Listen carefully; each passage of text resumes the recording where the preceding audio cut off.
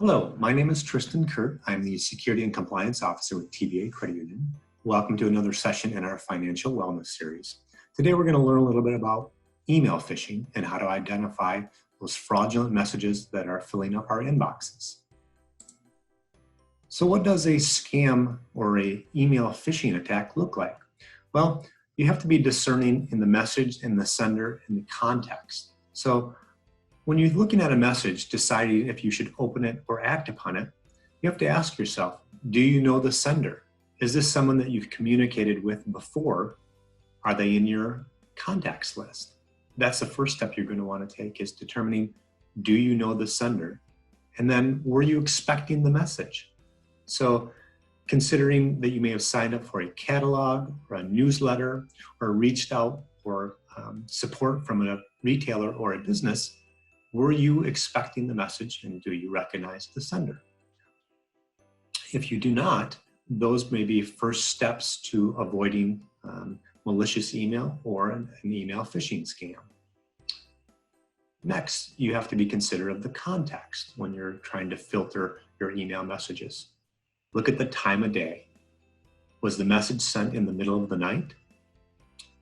If it's from a sender that you readily have in your contact book, you may ask the same question. Does Grandma Jones send email at 3 in the morning? If she doesn't, or that's not her normal activity, that could be a red flag.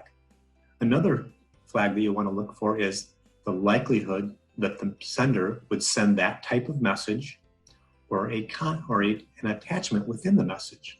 So using Grandma Jones as the reference again, does Grandma Jones usually include links in her messages? Does she normally attach a family photo? If that's not normal activity for Grandma Jones or the sender, that could be another red flag.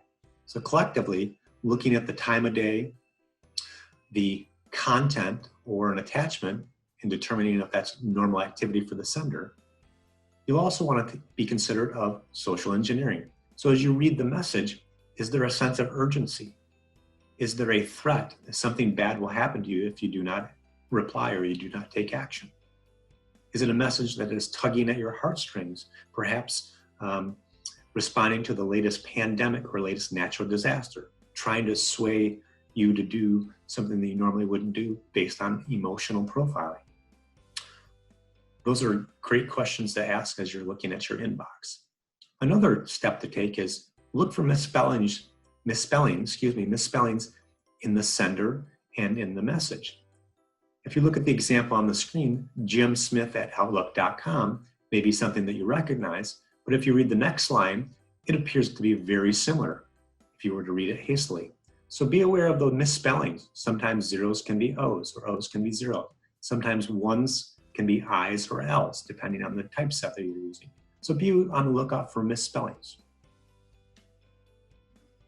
The next step, after you've identified perhaps a fraudulent message or malicious email message, do not reply. Avoid communicating with a bad actor.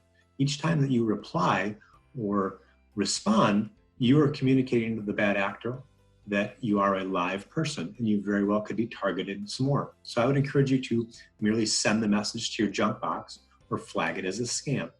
Also, to protect your email account, I'd encourage you to use a strong password or passphrase and to enable multi-step authentication, sometimes known as two-factor, two-step. This is where you log in using your username and password, and then perhaps a text message is sent to you or a text pin is sent to you. These are all steps that you can take to help manage your inbox and help be on the lookout for email phishing or other scams that could try to take advantage of you. If you have questions or perhaps you've had an invasion of your email account, please contact our service center at 231-946-7090 on how to manage that. Thank you.